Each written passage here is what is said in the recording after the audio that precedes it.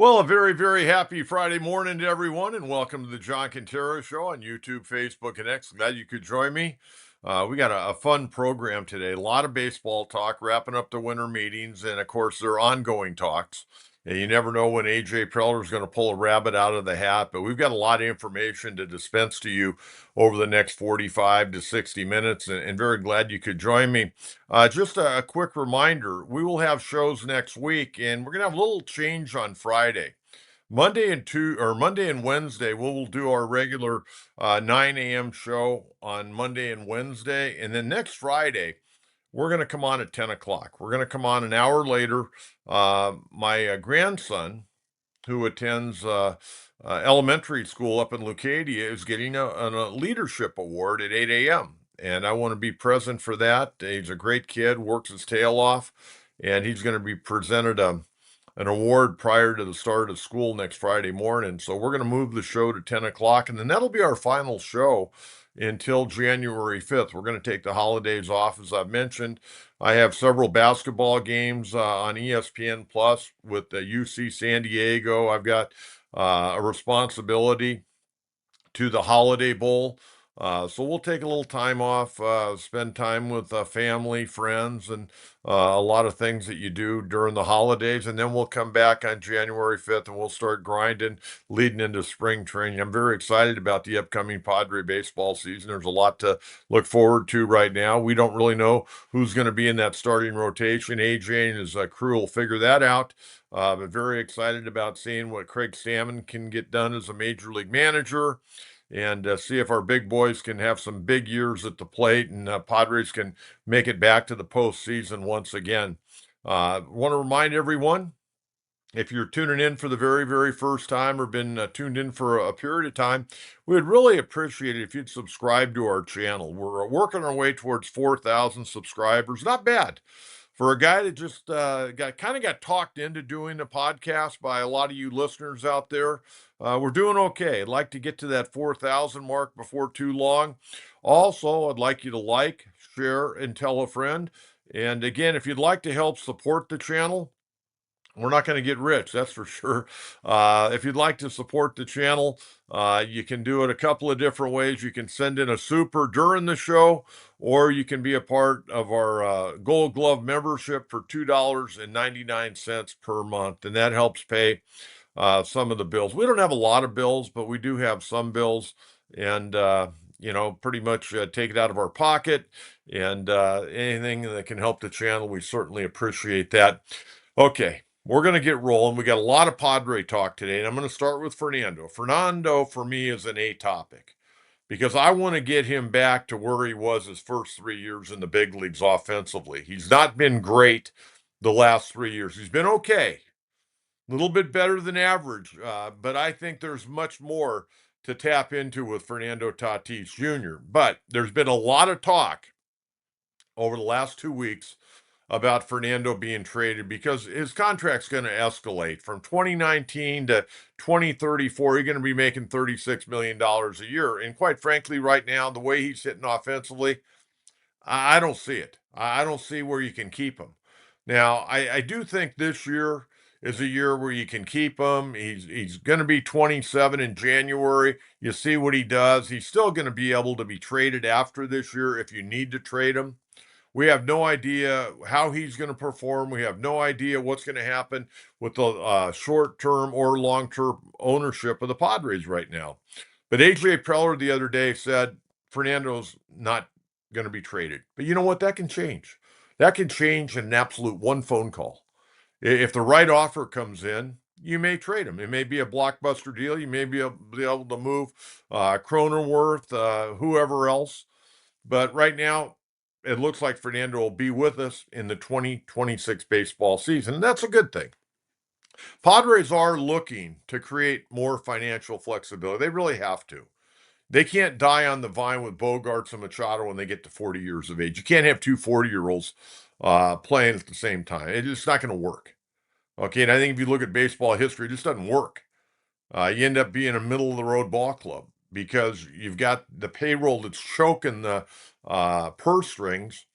And unless you can develop a bunch of players from your farm system, you're not going to be able to go out and get help.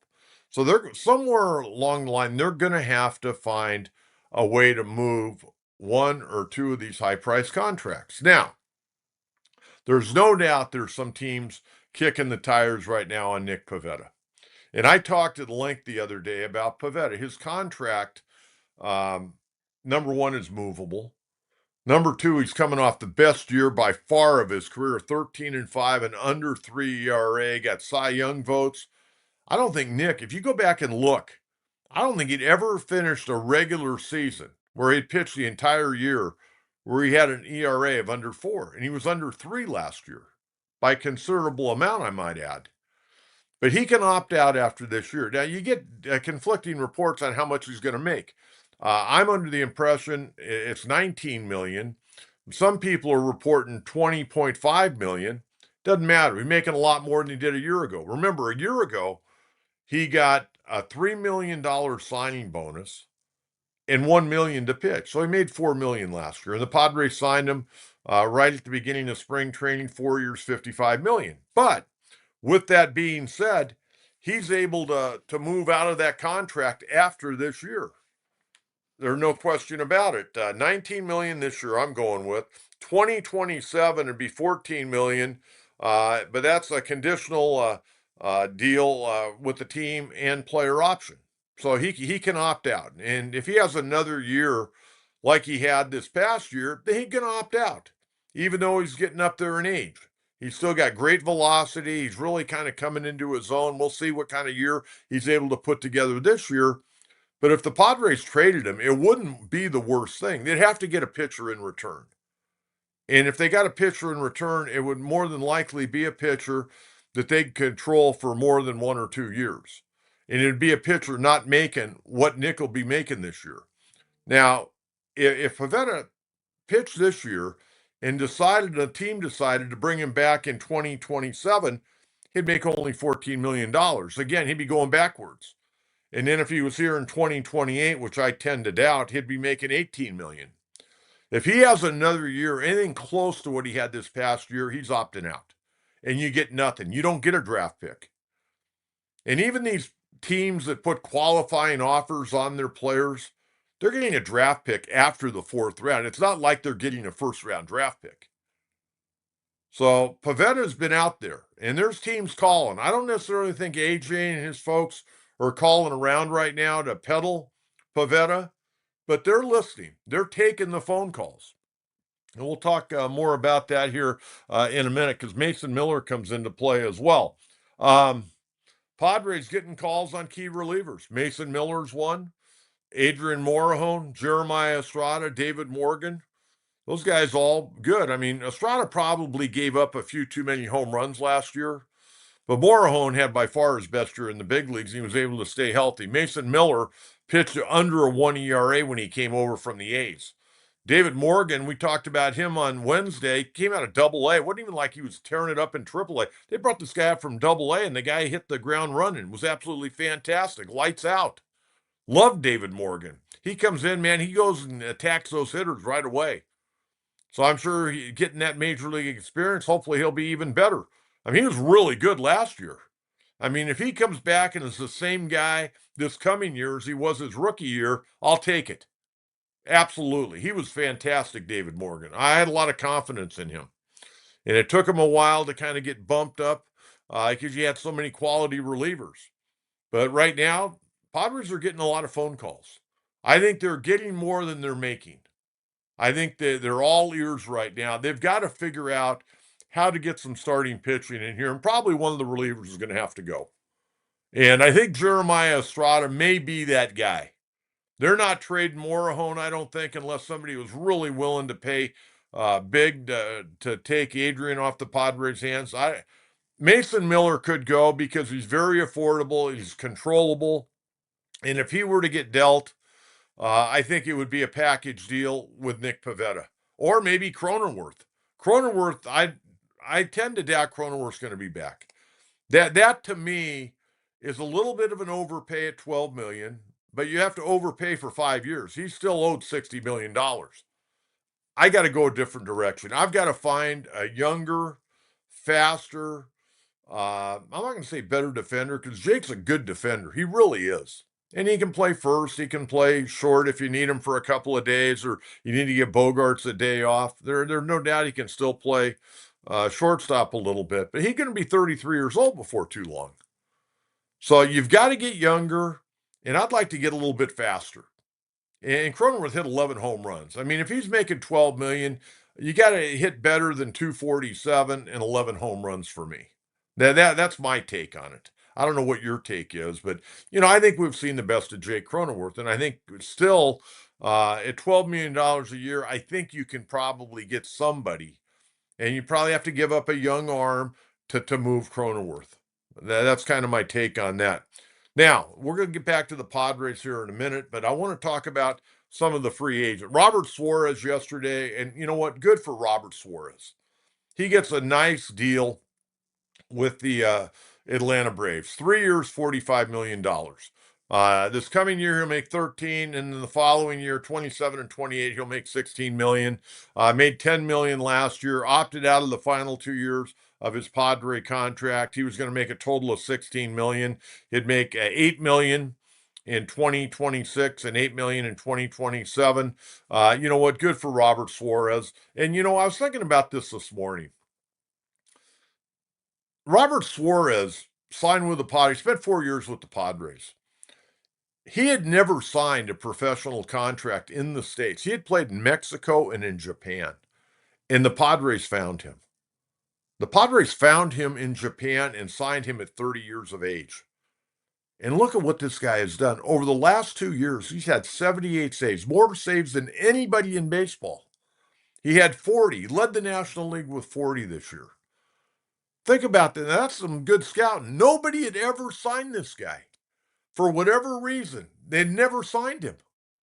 He'd been pitching in Mexico and Japan and trying to get signed, and the Padres plunk him from Japan. He comes in, makes a couple of all-star teams, leads the National League in saves this last year. In the last 2 years, he's had more saves than anybody in baseball. That's good scouting, man. How did this guy fall through the cracks for a decade plus? And the Padres found him, and now he's going to be a very, very rich man. And you know what? I think he's a good guy. I think he's a really good guy. And you know what's interesting? There's no guarantee he's going to be the closer in Atlanta. They re-signed Raisel Iglesias, who had 29 saves this past year, and he had a few ups and downs this past year. But Iglesias, a heck of a relief pitcher over his career, had a 3.21 ERA. So Robert Suarez may end up being the setup guy. Maybe they'll mix and match. One day this guy's closing, the next day the other guy's closing. But nonetheless, Robert Suarez, 3 years, 45 million. And you know what? Salute to Robert Suarez. Did a nice job in a Padre uniform. No question about it. I'm going to miss him. I really liked him. I had a lot of confidence in him, and I thought from the very, very first game I saw him pitch in spring training his first year, the guy was going to be pretty good. I didn't know he was going to be this good. So congratulations to Robert Suarez. Of course, Dylan Cease has already signed that 7-year deal. $210 million deal with Toronto. Padre free agent still out there, Michael King. I think the Mets are looking at him. I think there are a lot of teams kicking the tires on him. Luis Arraez, there's talk about maybe Washington would sign him. Ryan O'Hearn, I think could end up back with the Padres. I think that would be probably an affordable move for the Padres. There aren't a lot of first basemen out there that can hit with pop. And, I think Ryan O'Hearn, I think he fit into the ball club very well this past year. Left-hand hitter. I think you bring him back. You maybe kind of wait and see where the price goes. I could see 2 years, 24 million for him, maybe 2 years, total of 20 million. We'll see what the market bears, but I think Ryan O'Hearn could be back, and I think they liked him. I think he did a good job. Jose Iglesias, I don't think the Padres re-sign him. Maybe for $1 million, maybe you bring him back, but he didn't swing the bat anywhere near like I thought he would. I also thought at times Mike Schilt put him in the cooler. There were certain guys like Camposano 0 for 21. He was terrible. But he's going to be one of your catchers this year. He got put in the cooler. Guys tearing it up in the PCL. He comes up here, and at a point in time, there's times where he didn't even play for like a week. I mean, that's amazing. There's no way you can ever expect anybody to perform when they're not playing on a fairly regular basis. And if you're going to be a pinch hitter, you got to get him at least 3 or 4 pinch hits a week. I mean, he went one time 8 days without playing. I mean, I don't know anybody that can put up any kind of numbers when they're not playing for over a week. I mean, that's just ridiculous. You got to use your entire roster. But Iglesias, there were times where he was kind of the missing link on the Padre roster. But if you could get him cheap, great glove man. Made some great plays at third base when he'd fill in for Manny Machado. Great second baseman. Could probably still play a little bit if you need him. At shortstop, came up and he's really had a great career. But going to be 38 years old, I think, coming up, somewhere in the neighborhood. So another a veteran guy. But again, see what the market bears. Nestor Cortez, I don't know if he's going to be ready to pitch. And what we saw, the guy was hurt. And we kind of knew he was hurt when he got here because it spent most of the year in Milwaukee rehabbing. I don't know where Nestor Cortez goes. He may be a guy that signs, next May or June. I don't know how healthy he is. And then Elias Diaz, not going to be coming back. Okay, I haven't heard anybody talking about Elias Diaz. Um, you know, again, getting back to Pivetta, will he be traded? I think there's a fair chance he could be traded. Mason Miller, that seems to be a hot topic. And, I would hate to see Mason Miller get traded because he's the guy that can close. I guess the next guy up, if you traded Mason Miller, would be Adrian Morejon, left-handed closer. And I think he could do the job. But if you're trading Mason Miller, you're trading one of the big contracts. Now, would that be Cronenworth? If you think that's a big contract at $60 million over the next 5 years, or you're going to try to get somebody to take Bogart's contract along with Mason Miller. Mason Miller not making a lot of money. I mean, he's not even making, I don't think, over because he hadn't gotten to arbitration yet, I don't believe. He's not going to make more than a couple of $1 million. So he's a very affordable guy, and you'll be able to control him for a while. So Mason Miller may be the sacrificial lamb here in San Diego because the Padres have to find some financial flexibility. It's that simple. They just can't keep spending, spending, spending, even though you fans continue to set records coming through the turnstiles. And, with Gallagher Square, they jam in as many as they possibly can, and Beer Fest, Wine Fest, and every other fest, Love Fest, to get people in the ballpark. So, apparently the Padres are listing right now on Pivetta and Mason Miller. We'll see where it goes. Okay, what else I got for you? Oh, that's about it, Padre wise. Let's get out. I got some college football we're going to talk about, but I want to get out right now and get to our coaches crew. I would think there are a lot of questions today, and we got a number of minutes here to get to questions. So keep those questions coming, and very much appreciate you tuning into the program. Casey King, 499, very nice. Thank you. Happy Friday, Coach. Speaking of Padres, do you think maybe Angels have interest in trading for Nick Pivetta? Be a good addition for the Angels. Um, Not sure what the Angels have. I don't know if the Angels want to take on Pivetta's contract, knowing it'd only be for probably 1 year. I could see the Mets. Um, Phillies are stocked, even though they'd like to re-sign Ranger Suarez. They were able to sign Schwarber the other day. Uh, Maybe it'd go back to Boston. I don't know where Artie Moreno's at. I will tell you this: I'm pulling for the Angels. Angels were always my favorite American League ball club. They were my first major league team that I followed because of the Padres not coming into existence in 1969. The first game I ever saw was in Angel Stadium. 2-1 Angel victory over the Cleveland Indians. Yeah, Cleveland Indians. 2-1. Tom Satriano, their old catcher, got a base hit in the bottom of the ninth inning and beat Gary Bell. And Dean Chance threw a complete game that night for the Angels. That was 1966 when I went to that ball game. I don't know where Pivetta's going to go. I could say, you know what, he could go to a team in the American League Central. You just never know who's got the most to give. And again, the Padres would get out from underneath the contract this year. The Padres would love to kind of restock their farm system more than anything else, Casey. Hey, thank you very much for that super. That is very much appreciated. Thank you very much. Andre, Tatis, almost every team would love to have Tatis on his contract. If he was a free agent, he'd get 500 million. We have him for 280 million through age 35. Maybe Padres are too poor to keep him, but I hope they do. I think it really depends, Andre, on the ownership. This current ownership, I think they will stay with Fernando this year unless somebody's really willing to give him a haul.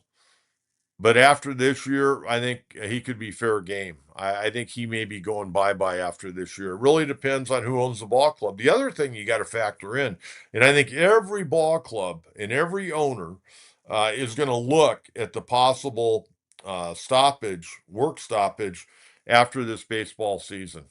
And I think you're going to see some of these guys sign 1-year contracts. Again, you could sign a guy for however long you want them, and if they don't play, they don't get paid. You got to play to get paid.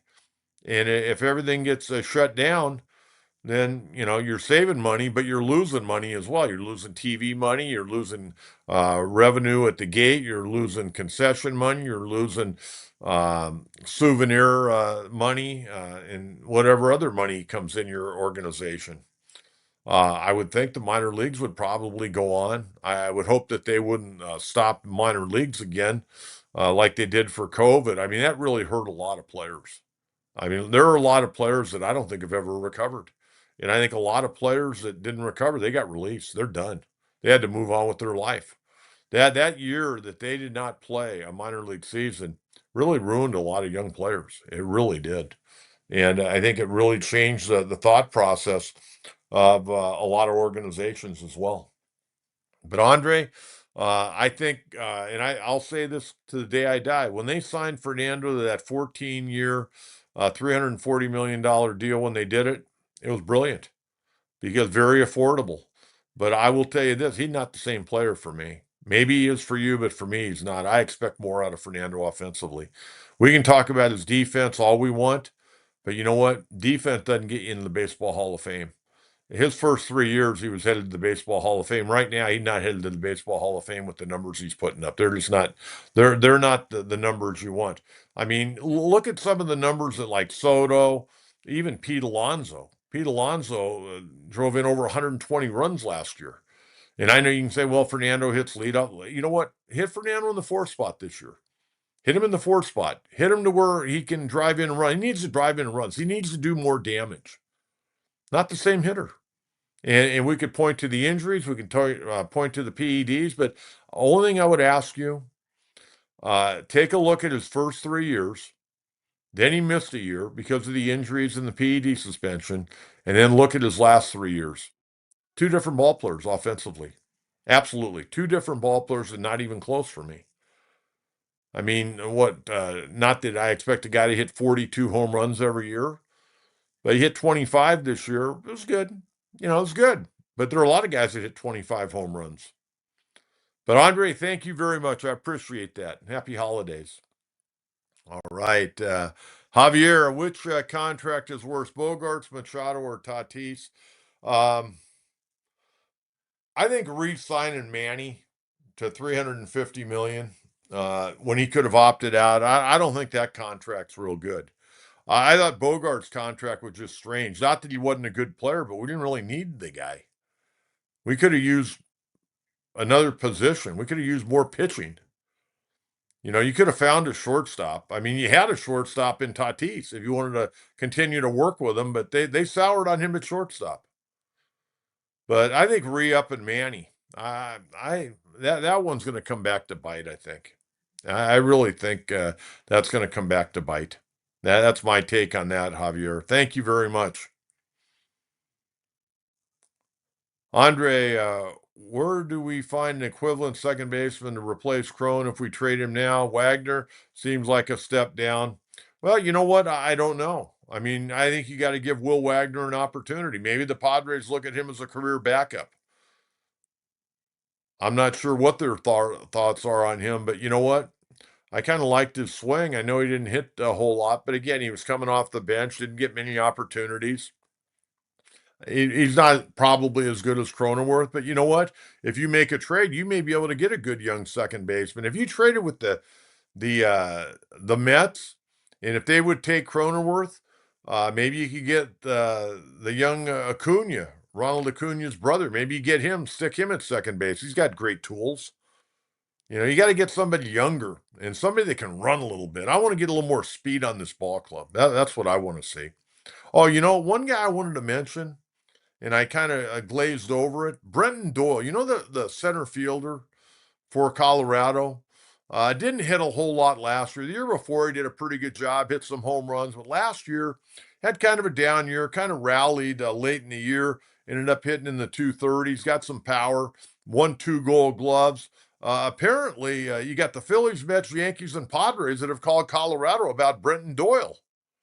And he's another guy that's very affordable. So you never know what A.J. Preller and his staff are up to. But apparently, Phillies, Mets, Yankees, and Padres have had some conversation with Colorado about Brenton Doyle. He's a really good player, and he can run a little bit, and he got some power. The other thing I was thinking, Thomas Harding, who covers the Rockies for MLB.com. We got to get Thomas on before they go to spring training. He's a great guy, likes to come on the program, had him on my radio program many a time. And we'll get him on and talk about the Rockies. Warren Schaefer going to be their full-time manager. Okay, let's get back to the questions. Keep them coming. Everybody should have some questions. Steve Tejas, hi, Coach. Send Pivetta and Crony to the Mets for Lindor and a good arm or two. You know what, Steve? I'll sign off on that. I'd love to have Francisco Lindor. And apparently Lindor, from what I hear, him and Jeff McNeil are going at it. McNeil probably going to get traded. I don't think the Mets would trade Lindor, even though there's rumors out there, but I think he's frustrated in New York. I think he's frustrated. Him and Jeff McNeil got into it, and I think he's already seen what Juan Soto's all about. Juan Soto, like I said the other day, is a guy that is a me type ball player, and he's going to be a team guy if he doesn't be a team guy, he's going to look bad. But Juan Soto is all about Juan Soto. Let's make no mistake about that. Okay? He is one of the more selfish players I think I've seen in my time covering Major League Baseball. I'm not saying he's a bad guy, but he's got his own drummer that he beats to. No question. And that's fine. We don't have to deal with him. I was so happy. I got to tell you, I was so happy when he left the Padre organization. I mean, some of the stuff that went on when he was here was kind of beyond belief. Really kind of beyond belief. I mean, he was all about Juan Soto. And you know what? He knew he was going to be a short time. He knew when he got traded here, the Padres weren't going to sign him. Even though Peter Seidler said, hey, we're going to try to sign him and we want to sign him, they weren't signing him. $765 million the Mets gave him. Hey, to his credit, the guy put up numbers. And at the end of the day, that's what it's about, doing damage, kind of like with Fernando. Do damage. I mean, you cannot argue about Soto's baseball skills. That guy posts, he likes to play every day, and he puts up massive numbers. The average a little down, but man, his power numbers, crazy. RBIs, crazy. Runs scored. Getting on base. One of the best players in baseball. But I don't necessarily want him on my team. And even though he was on my team for a while. But yeah, if you could send Pivetta and Cronenworth to the Mets and get Lindor and a good young arm or two, I think you got to make that deal. You'd be taking on some payroll, but you'd also be saving a little bit. Saving a little bit. But that's a good call, Steve. Thank you. And happy holidays, my friend. A-Money, if we get rid of Pivetta, what's the starting pitching plan? A-Money, I don't know what the starting pitching plan would be, but it would give you a little bit of money, and you could see what's out there. And again, you know what? Padres may not have a bunch of guys that are going to be shooters out on the mound. They may have to do it with 10 guys. They may have to use 10 guys in the starting rotation in 2026. You can get innings out of, Musgrove. Again, he'll be on an innings restriction. If you take Pivetta out, you got to bring somebody in that can chew up a lot of innings. Who that is, I don't know. Maybe you go out and try to re-sign Michael King again. If you trade Pivetta, maybe you make a run at King. Give him a 3-year deal. I don't know if I'd want to give King a 5-year deal. I mean, you're going to be 31 years of age before you know it. And I don't really want to get these guys at 35 and 36 because you never know when their arm's going to go sideways on them. But you know what? If you make a move with Pivetta, I'm sure AJ's going to be one step ahead of both of us and have another move ready to go, whether it be a free agent move or moving somebody off the roster for a pitcher. And there'll be some guys out there. Who knows? Maybe he'll sign one of these ball players coming over from Japan. But I really haven't looked into the Japanese market a whole lot this year because I don't think the Padres right now have the money to play in that pool. So, hey, Money, thank you very much. Very much appreciate that. All right, Big Ole. Getting rid of Mason Miller, Nick Pivetta feels like a bad move for the Padres. The Tatis, Cronenworth, and Bogart's contract should be priority ones to shed.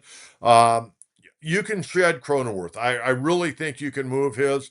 You can move Tatis. You can't move Bogart's unless you're willing to take probably another contract on the backside. If you traded Bogarts, you'd probably have to send some money to that organization. Um, I don't know. I think that'd have to be a blockbuster move. If you were going to do that, you'd have to send probably Bogarts, maybe Cronenworth, and maybe a couple of your good young pitchers. Cash Mayfield, maybe you'd have to go in that deal. For anybody to take Bogarts, you're going to have to overpay player wise for somebody to take that Bogarts contract. But Tatis and Cronenworth, I think you can move those contracts. Tatis, there's no doubt you could move that contract if you wanted. And you'd get something pretty good in return. That's kind of the way I'm looking at that one. Okay, what else we got here? Let's keep them rolling. Keep them rolling. Got any more? Jordan, I heard they were looking into Gore. You know what, Jordan? They are looking into Mackenzie Gore. When they traded Mackenzie Gore to Washington for Juan Soto, AJ Preller didn't want to do that, but he had to get somebody in here to swing the bat. And it looks like a massive overpay now, and it was because you got a year and a half of Soto. Why Mackenzie Gore would be on the trade block, I don't know, but it sounds like he is. I'd love to have Mackenzie Gore. I love watching him pitch. He had a good year last year, made the All-Star team. Bad ball club. I think you put him with a good ball club, he's going to be even better. Padres paid a hefty freight. I mean, think about James Wood, going to be a star. Uh, he was fantastic last year. Kind of fell off towards the end of the year, struck out a little bit too much, but still a very, very young major league player. CJ Abrams, another guy that's on the trade block right now. Yeah, I'd try to go get Mackenzie Gore. I'd pay a stiff price for that. But if you get him, you got to keep him this time. You can't trade him a year from now. But Jordan, that's a good call by you. There are a lot of teams I think checking in on Mackenzie Gore. I'm sure the Dodgers have made that phone call as well. Okay, let's keep them coming. What else we got? Hey, Money, what are your thoughts on bringing back a rise and having Tatis bat fourth? I'd be fine with Fernando hitting fourth. I think you got to wait and see kind of where the market's at. I was reading this morning that the Washington Nationals are kind of thinking a little bit about Luis Suarez, but other than that, it's been very quiet. He made $14 million last year. I don't think he's going to get a contract for $14 million a year. It's just he's playing a power position even though he's a good hitter, and I know he didn't have a great year, he hit 292. I mean, hey, let's look at it. There's only one player that had qualifying at bats last year that hit over 300 in the National League, and that was Trey Turner, a former Padre farmhand. 292 is not bad, but you got to do more damage than Luis did. I like Luis Arraez, great team guy, hardworking guy, always shows up to the ballpark each and every day, ready to go, wants to get better. And he did get better at first base.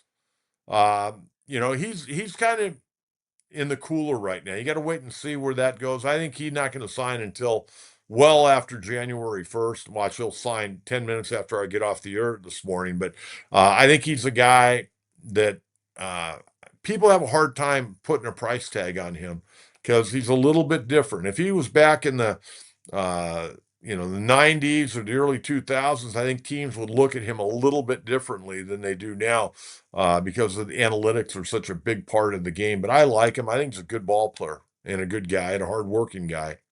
But I'd like to see Fernando hit fourth. I think when he hit fourth, yeah, I don't know. Maybe Fernando tries to do too much at times. I don't know what his thought process is. I just know this last 3.5 months last year, after that hot start, he looked like he was lost and like he really wasn't interested. I don't know what his problem was. But if I see that again this year, he's gone. I'm not talking. I mean, this guy's going to be 27 years of age. Um, you know, let's get going here. Well, let's do some damage. If not, get him out of here. That's the way I look at it. He's my favorite Padre to play. I mean, I love watching the guy play, but you got to pick it up. Got to play with a lot more intensity he played with last year. First 6 weeks of the season, man, I'm sitting on the podcast here talking about how Fernando could be the National League most valuable player. And then all of a sudden, got to June, July, August, September. It looked like the guy didn't want to play. Does anybody disagree with me on that? If you watched every game, there were times where it looked like he did not want to play. I mean, I don't think anybody can argue that. He was not really fully engaged. That's my take on Arise and having Fernando bat fourth, A Money. Thank you very much. Okay, what else we got here? Jordan, regarding trade chips in the minor leagues, the young pitchers the Padres have didn't really have the records you would say are great. It's a little troubling. Do we have decent pieces to offer? Yeah, I think you got some guys down there. Schoolcraft, their number one pick. He only pitched in one game, didn't pitch great, but uh, down in the minor league, you're looking to work with these young guys, and a lot of time you got to remember something. The guys playing behind them aren't going to play in the big leagues. A lot of them aren't going to play in the big leagues. And, what might be gobbled up as a ground ball in the big leagues is a base hit to center field in the minor leagues. So unless you see the guys pitch, see what they're working on, don't go off of the numbers. That's all I'll tell you. There are a lot of guys I've seen that come up with 4.5 ERAs, and they're damn good, and I'm glad we have them. A lot of times, minor league stats can be misleading offensively and pitching wise, because I'll tell you this. I learned this a long time ago from Dave Garcia, great baseball man, former Padre and Cardinal second baseman, Greg Garcia's grandfather. And Dave Garcia was a great baseball man, managed the Angels, managed the Indians, was in professional baseball over 70 years before he passed away. Just an incredible man. He taught me a lot of baseball. And he told me this one time, and I really believe it. And hitters will tell you this. It's a lot easier to get a hit uh, or I should say, it's a lot easier to hit uh, in the major leagues, but tougher to get a hit. And what I mean by that, pitchers are around the plate a lot more, but the defense, guys can run. And they play the percentages, they position the players better. It's a lot easier to hit the ball in the big leagues, but tougher to get a hit.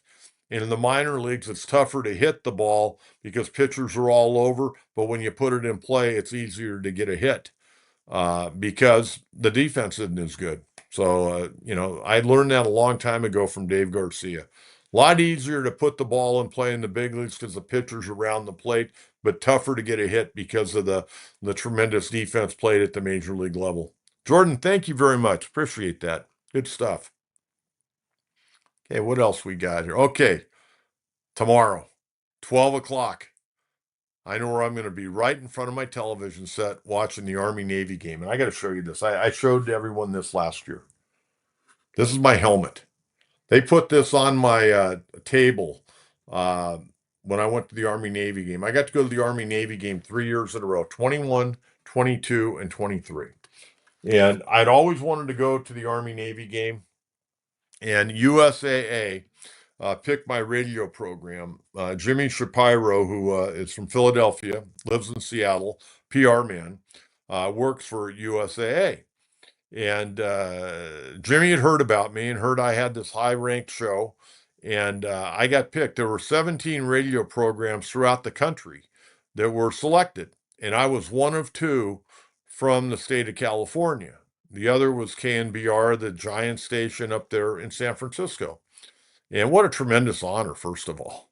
To all the great sports talk radio stations around the country to be chosen, one show uh, from San Diego, LA, Orange County, one show from Southern California, and one show from Northern California, but 17 total shows nationwide. And so I got to go there in 2021, 22, and 23. The first year I attended, it was MetLife Stadium. They were honoring 9/11. It was the 20th anniversary of 9/11 in 2021. That was at MetLife Stadium. The following year, Lincoln Financial. In the final year, I went 2023, Gillette Stadium. MetLife Stadium in 2021, Navy won 17-13. And I remember I went on the field and I shook the hands of Ken Niumatalolo, the head coach, had been there for many years, and now he's the head coach of San Jose State. The following year, MetLife, or I should say Lincoln Financial, Army won in double overtime, 20-17. And before we got out of the parking lot, Navy had fired Coach Niumatalolo after several years, the winningest coach in Naval Academy history. And then in Gillette Stadium down in Foxborough, boy, that's one road in and one road out. Army won 17-11. But I got to tell you, this experience, I talk about it almost every day. And every year I went, they gave me a pullover. I got a black pullover, a blue pullover, and a red pullover. I wore those pullovers all the time. I am so proud to say that I went to the Army Navy game. I've been to a lot of sporting events over my career, both as a player, coach, broadcaster. Going to the Army Navy game, best experience of my life. The first year when we were at MetLife Stadium, I had no idea what to expect. No idea at all what to expect. And I got to tell you right now, and I almost get choked up talking about it. When they do the march on, and they would take us out to the stadium, we'd be out there 6 hours early. I mean, it was great. So it was always 3 o'clock Eastern. So we're leaving at 9 o'clock from the hotel. We're getting out there, by 9:30, 10 o'clock. So we're there at the stadium at least 5 hours before kickoff. We got to go down on the field. I'm down on the field for like 4 hours. I'm down there till like an hour or 45 minutes before kickoff, and they do the march on. And I didn't know what to expect. Everybody says, "Oh, you can't miss the march on. You can't miss the march on." I had tears rolling down my eyes. I mean, the second year I was better prepared. The third year I felt like a veteran. That first year I had tears rolling down my eyes as I was on the sideline and they're marching right by me. It was unbelievable. And I got to share a story with you from that first year at MetLife Stadium. I was waiting for the president. The president never showed. In the 3 years I went, President Biden didn't show up. I was kind of disappointed. I mean, that would have been kind of cool. But Lloyd Austin showed up.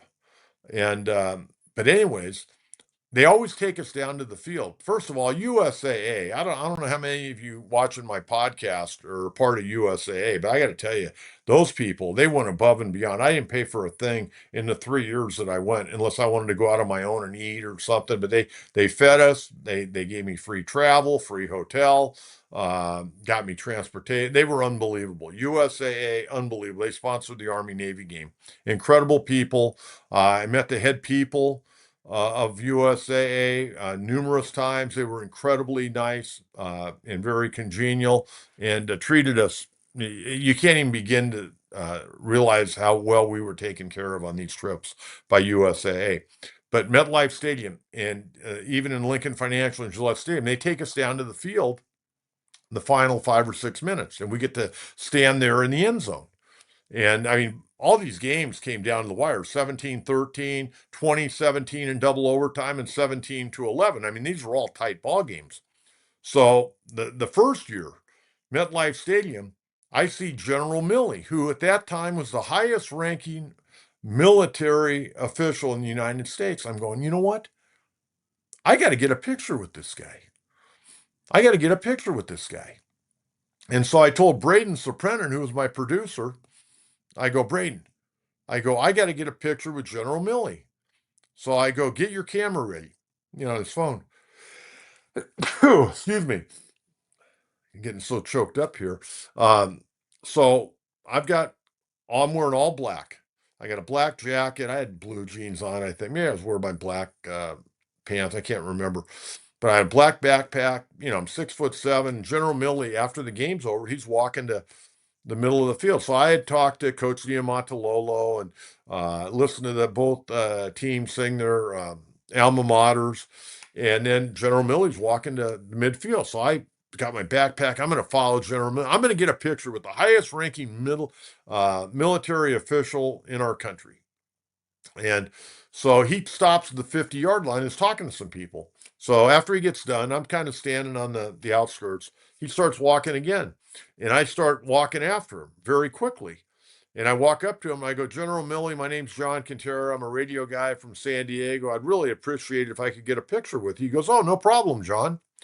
So we turn around. Braden's got his phone ready to go. I get this beautiful picture with General Milley. I should have put it up today. I'll put it up on Monday when we recap the Army-Navy game.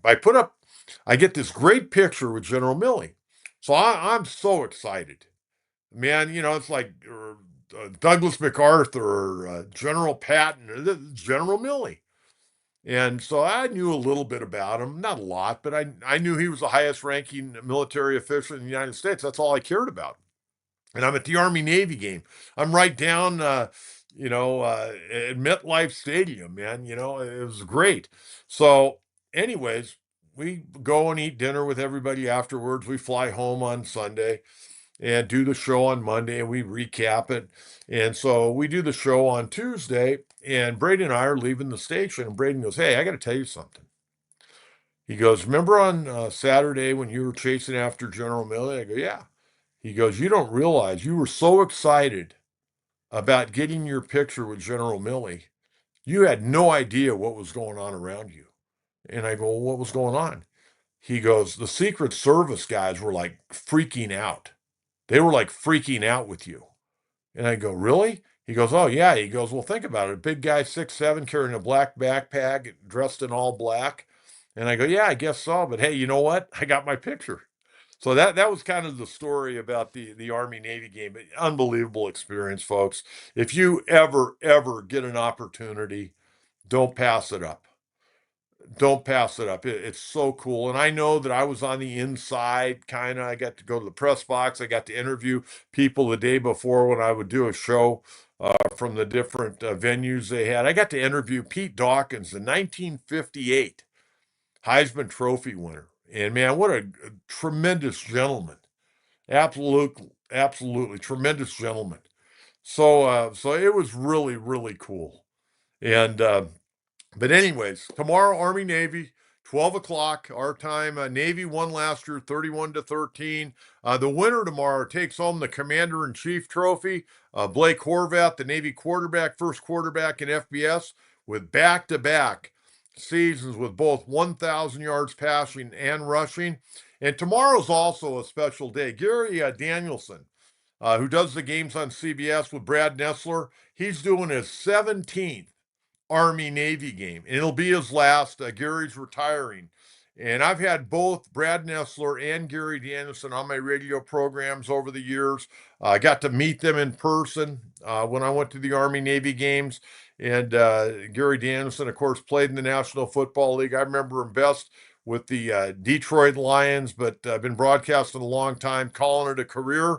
And we'll see what happens tomorrow. But should be an interesting game. Both teams are already going to a bowl game. Army 6-5, they're going to the Fenway Bowl, and 9-2 Navy, ranked number 22 in the country, going to the Liberty Bowl. And also tomorrow night, we got the Heisman Trophy presentation.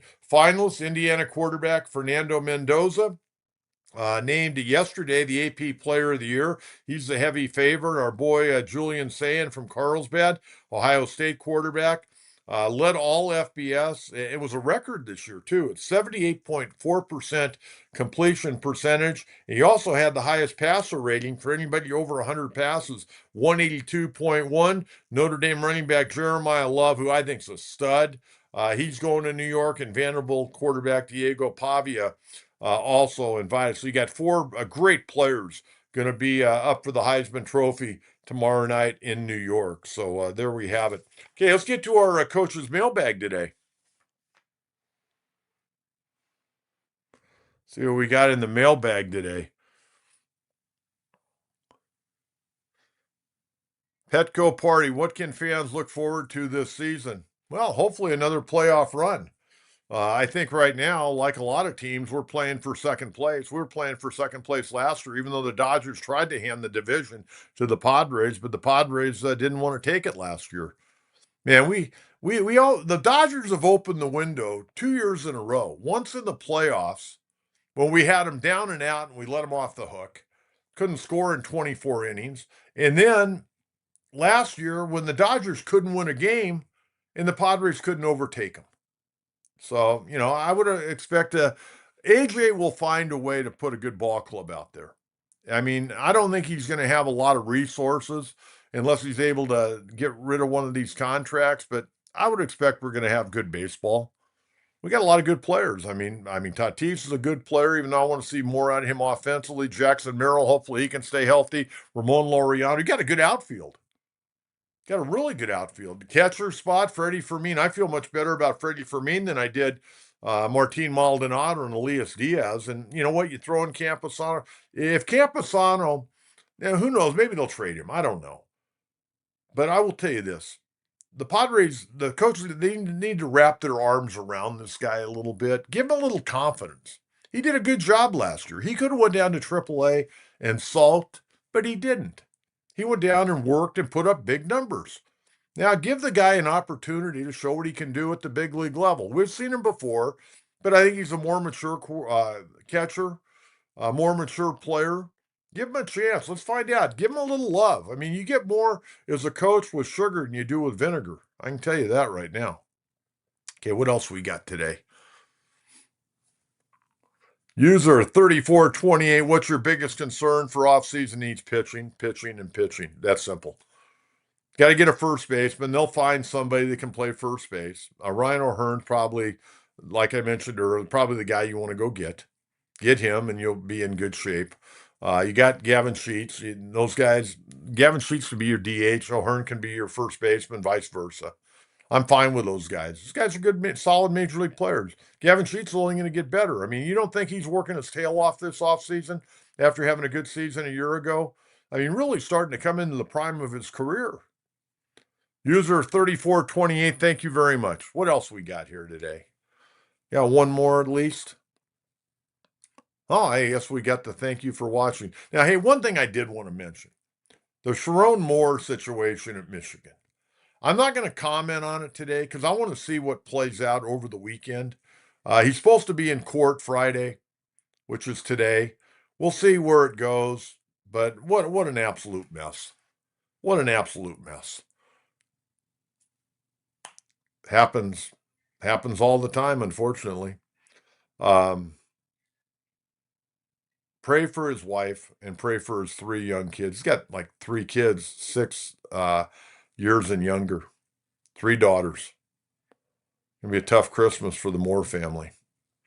But we'll talk more about that on Monday. We'll see where the court situation goes today. I mean, there are a lot of rumors, innuendos out there right now. Let's let it see how things play out today in court, and I'll give you a comment on that on Monday. But just very, very sad. And again, please subscribe, please like, please share, and please tell a friend. Again, Monday and Wednesday will be on at 9 a.m. Next Friday, our final show of 2025 will be an hour later at 10 a.m. 10 a.m. Again, if you'd like to subscribe to the channel, through our Gold Glove package, $2.99 per month. Helps pay some of our bills. And again, thanks everyone for sending in the supers. They're very much appreciated. For Jonathan Oliveri, Coach John Quintero, have a great weekend, everyone. And we'll talk to you again Monday morning at 9 a.m. right here on the John Quintero Show, San Diego Sports Talk on YouTube, Facebook, and X. Bye-bye.